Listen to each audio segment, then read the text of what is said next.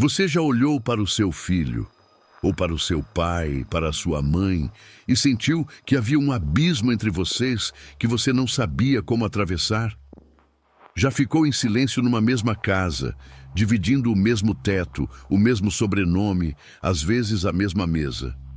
E se sentiu completamente distante, já teve vontade de falar, de abrir o coração, de dizer o que estava guardado há tanto tempo, e a palavra simplesmente não saiu?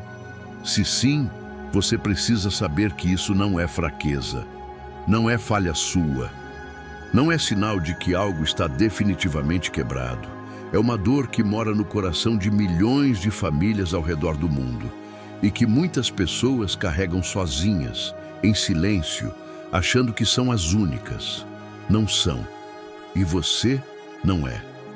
Hoje, neste vídeo, eu quero te mostrar que Deus tem algo muito específico a dizer sobre essa dor, sobre essa distância, sobre esse vínculo que parece frágil demais para se sustentar, ou pesado demais para ser restaurado.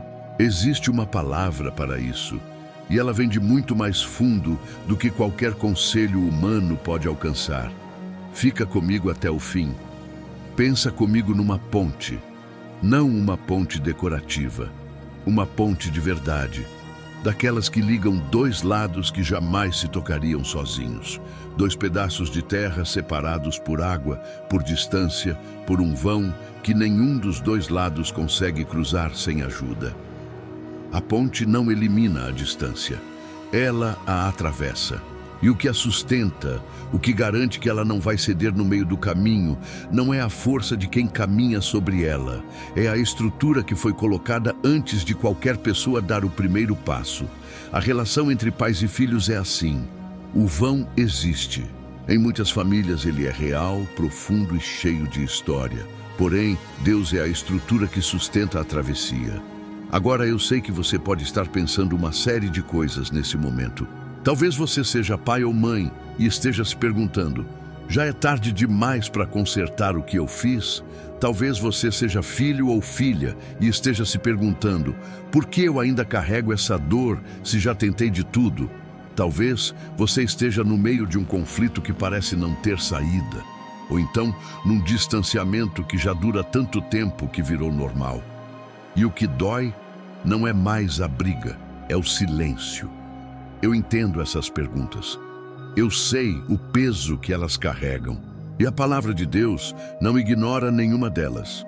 Porque o Deus que criou a família, que inventou o vínculo entre pai e filho, que colocou dentro de cada criança a necessidade de ser amada e dentro de cada pai a responsabilidade de amar, esse Deus não se esqueceu de prover o que é necessário para que esse vínculo seja restaurado, fortalecido e sustentado.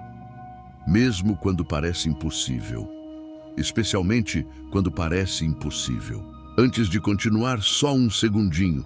Se essa mensagem já está falando com você, considere se inscrever no canal e deixar o like.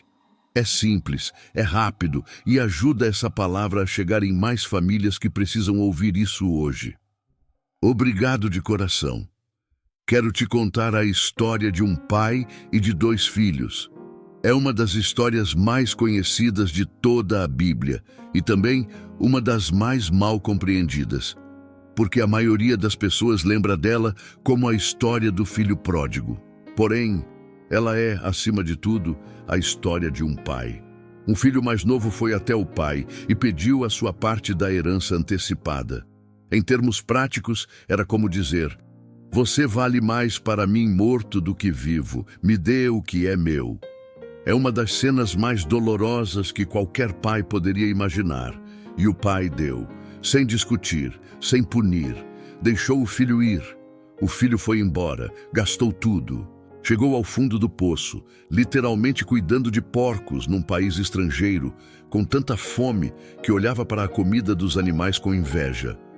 E foi ali, naquele fundo, que algo aconteceu. Caindo em si, disse: quantos trabalhadores de meu pai têm pão com fartura, e eu aqui morro de fome. Ele voltou, com vergonha. com um discurso preparado, pedindo para ser tratado como empregado, não como filho, com a certeza de que havia perdido o direito de ser chamado de filho para sempre. E o pai estava olhando para o horizonte. Estando ele ainda longe, seu pai o avistou e, compadecido, correu, lançou-se-lhe ao pescoço e o beijou. Correu. O pai correu. No mundo antigo, um homem de posição não corria. Era considerado indigno, humilhante. O pai não se importou. Ele tinha estado esperando. E quando viu o filho no horizonte, largou tudo e foi ao encontro dele antes que o filho chegasse até ele. Essa é a imagem de Deus como Pai, correndo em direção a quem ainda está longe, ainda com cheiro de porco, ainda com o discurso de arrependimento na boca. E o filho mais velho, esse está do lado de fora, com raiva, recusando entrar na festa. E o pai sai da festa para ir ao encontro dele também. Porque o amor do pai não escolhe um filho e abandona o outro. Ele vai atrás dos dois, do que estava perdido e do que estava perto, porém com o coração fechado. Ensina a criança no caminho em que deve andar, e ainda quando for velha, não se desviará dele. Essa não é uma promessa de perfeição, é uma promessa de direção. O que é plantado com amor e verdade na vida de um filho, mesmo que pareça invisível por anos, não desaparece. Ele está lá, crescendo em camadas que os olhos não veem ainda. E a mensagem para quem é filho nessa história é igualmente poderosa. O pai sempre está olhando para o horizonte. Sempre. Mesmo que você tenha ido embora. Mesmo que tenha dito coisas que não deveriam ter sido ditas. Mesmo que o silêncio tenha durado anos. Quando você vira para casa, mesmo que seja só um pensamento, mesmo que seja só a saudade, o pai já viu e já está correndo. Agora preciso falar com você sobre algo que vai além da emoção da história, porque é muito fácil se emocionar com a parábola do filho pródigo e sair daqui exatamente do mesmo jeito que entrou. A emoção passa e o vão continua. O que cria e sustenta o distanciamento entre pais e filhos, hoje, vai muito além de falhas individuais. O mundo em que vivemos foi construído de uma forma que trabalha ativamente contra esse vínculo. Pensa numa mochila. Cada família carrega uma. E ao longo do tempo, as gerações vão colocando coisas dentro dessa mochila sem perceber. Padrões de comportamento, formas de dar e receber amor, maneiras de lidar com conflito, expectativas que nunca foram ditas em voz alta, feridas que nunca foram tratadas. Quando um pai ou uma mãe não recebeu afeto dos próprios pais, com frequência não sabe como expressar afeto para os filhos, não por falta de amor, mas por falta de modelo. Quando um filho cresceu num ambiente de cobrança e performance, carrega para a vida adulta a crença de que amor é condicional, mesmo que ninguém tenha dito isso com palavras. A mochila passa de mão em mão, e o peso vai aumentando. A cultura de hoje acrescenta ainda mais. O celular na mesa do jantar, que tornou o silêncio compartilhado mais fácil do que a conversa verdadeira. A agenda lotada que fez com que "não tenho tempo" se tornasse a resposta padrão para tudo que é importante. A valorização do sucesso profissional acima da presença doméstica. E a geração de filhos que cresceu com pais fisicamente presentes, porém emocionalmente ausentes. E do outro lado, a cultura da terapia e da consciência emocional que produziu uma geração de filhos adultos que sabe nomear o que os pais fizeram de errado, porém, com frequência, não sabe o que fazer com esse conhecimento além de guardar mágoa. Eu não estou dizendo que identificar a dor está errado. Está certo. A dor precisa de nome. Só que o nome não é o destino. E vós, pais, não provoqueis vossos filhos à ira, mas criai-os na disciplina e na admonição do Senhor. Honra teu pai e tua mãe, que é o primeiro mandamento com promessa. Essas duas instruções vivem lado a lado na mesma passagem. Uma para os pais, não provoqueis; uma para os filhos, honrai. Ambas são obrigações. Nenhuma cancela a outra. Nenhuma espera que a outra seja cumprida primeiro. Isso é radicalmente diferente do que o mundo propõe.